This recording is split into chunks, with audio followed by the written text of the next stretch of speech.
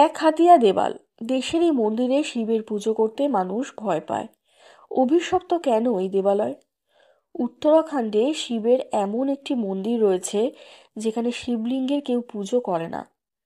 মানুষ এই মন্দিরে পুজো করতে ভয় পায়। সকলেই অভিশপ্ত দেবালয় আখ্যা দিয়ে দেবতাকে পর করে রেখেছেন। পিথোরাগড় থেকে ধারাচুলা যাওয়ার পথে প্রায় 70 কিমি দূরে জনবসতি এলাকা করবা। সেখান থেকে 6 কিমি দূরে বালতির নামে এক বসতি রয়েছে। এখানেই এক হাতিয়া দেওয়াল নামে এই অভিশপ্ত শিবের অবস্থান। এখানে দূর দূর থেকে ভক্তরা আসেন ভগবান ভোলানাথের দর্শনে। মন্দিরের আশ্চর্য নির্মাণ দেখে সকলেই ফিরে যান, কিন্তু এখানে কেউই শিবের পুজো করেন না। কেন এই মন্দিরের শিবলিঙ্গের পুজো হয় না, এ ব্যাপারে দুটি কাহিনী আছে। তবে অসুবিধা হলো কাহিনী ভিন্ন ভিন্ন হওয়ায় এ ব্যাপারে সঠিক উত্তর কিন্তু কেউই দিতে পারে না। দুটি কাহিনী এই রকম। এই গ্রামে এক দক্ষ শিল্পী বাস করতেন। স্থাপত্য ও ভাস্কর্য শিল্পের নিপুণ কারিগর হিসাবে তার নাম দূর দূরান্তে ছড়িয়ে পড়েছিল। তিনি পাহাড় থেকে পাথর কেটে এনে ছেনি হাতুড়ি দিয়ে তা থেকে প্রাসাদ, দেবালয় এবং মূর্তি বানাতেন। তার হাত দুটো তার প্রাণ ছিল। একবার এক দুর্ঘটনায় শিল্পীর প্রিয় দুটো হাতের একটা নষ্ট হয়ে গেলে সেই হাত কেটে ফেলে দিতে হয়। শিল্পী খুবই মুচড়ে পড়ে যান। একসময় তিনি ভাবলেন, এখন তো একটা হাতও আছে। শিল্পীর পায়ের দিকে খেয়াল পড়ল। পা দুটো কি শুধু হাঁটার জন্য থাকবে? তিনি সিদ্ধান্ত নিলেন, এবার থেকে এক হাতেই তিনি ছেনি হাতুড়ি ধরবেন। প্রয়োজনে পা দুটো তার ওই হাতের হেল্পার হবে। নতুনভাবে কাজ করতে গিয়ে কত বাধা, কত কষ্ট, কিন্তু শিল্পীর জেদের কাছে সব বাধা, প্রতিকূলতা, কষ্ট পরাস্ত হতে লাগলো। শিল্পীর সবচেয়ে বড় বাদসাধ্য তার প্রতিবেশীরা। তারা কিছুতেই শিল্পীকে এ কাজ করতে দেবে না। একদিন শিল্পীর ধৈর্যের বাঁধ ভেঙে গেল। তিনি গ্রামের দক্ষিণ দিকে গিয়ে অন্যত্র চলে গেলেন।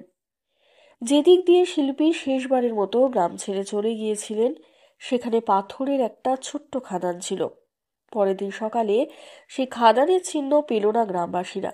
তার জায়গায় একটা দেবালয় দেখতে পেল। দেখে বিস্ময়ে সকলেই হতবাক, কিন্তু সেই শিল্পীকে দেখা গেল না। সবাই বুঝলো তিনি গ্রাম ছেড়ে চলে গিয়েছেন। মানুষ তার দুঃখ বোঝেনি, বুঝেছেন দেবতা। তার দুঃখের অংশীদার হয়ে দেবতা নিজেই দেবালয় বানিয়েছেন। স্থানীয় পণ্ডিতরা দেবালয়ে প্রবেশ করে ভগবান শঙ্করের লিঙ্গমূর্তি দেখলেন। লিঙ্গমূর্তিটি বিপরীত দশায় রয়েছে। শাস্ত্রে বলা আছে, বিপরীত দিশার শিবলিঙ্গ খুদ প্রকারের। এই শিবলিঙ্গের পুজোয় মহা অনিষ্ট হয়। সেই কারণে এবং পণ্ডিতদের বিধানে এই দেবালয় শিবলিঙ্গের পুজো হয় না। আর এই বিষয়ে অন্য যে একটি কাহিনী আছে, সেটি হলো, কোনো এক সময় এখানে শিল্পকলার পৃষ্ঠপোষক এক রাজা রাজত্ব করতেন। বলা হয়, একবার সেই রাজা এক কারিগরকে দিয়ে সুন্দর এক স্থাপত্য করিয়ে সেই কারিগরের একটি হাত কেটে নিয়েছিলেন, যাতে সেই কারিগর অন্যত্র আর কোনো স্থাপত্য না করতে পারে। রাজা সেই কারিগরের মনের অদম্য জেদ ও ইচ্ছাশক্তির ওপর এতটুকু আঁচড় বসাতে পারেননি, আর কারিগর প্রতিবাদ হিসাবে এটাকেই ব্রহ্মাস্ত্র হিসাবে বেছে নিলেন। সেই দক্ষ কারিগর সেই রাতেই এক হাতে ছেনি হাতুড়ি ধরে এক রাতের মধ্যেই এই দেবালয় নির্মাণ করেছিলেন। তারপর তাকে আর দেখা যায়নি। যখন জনতা জানতে পারে, তখন তাদের খুব দুঃখ হয়। তারা স্থির করে রাজাকে উচিত শিক্ষা দেবে। তাই তারা সেই দেবালয়ে কখনো পুজো দিতে আসে না। আজও সেই রীতি চলে আসছে। সেই কারণেই এই মন্দিরের নাম এক হাতিয়া দেওয়াল। বাংলায় অর্থ এক হাত দিয়ে বানানো দেবালয়। ভিডিওটি আপনাদের কেমন লাগলো অতি অবশ্যই কমেন্ট করে জানাবেন। একটা লাইক করে দেবেন, একটা শেয়ার করে দেবেন। চ্যানেলটি সাবস্ক্রাইব করতে ভুলবেন না। ধন্যবাদ।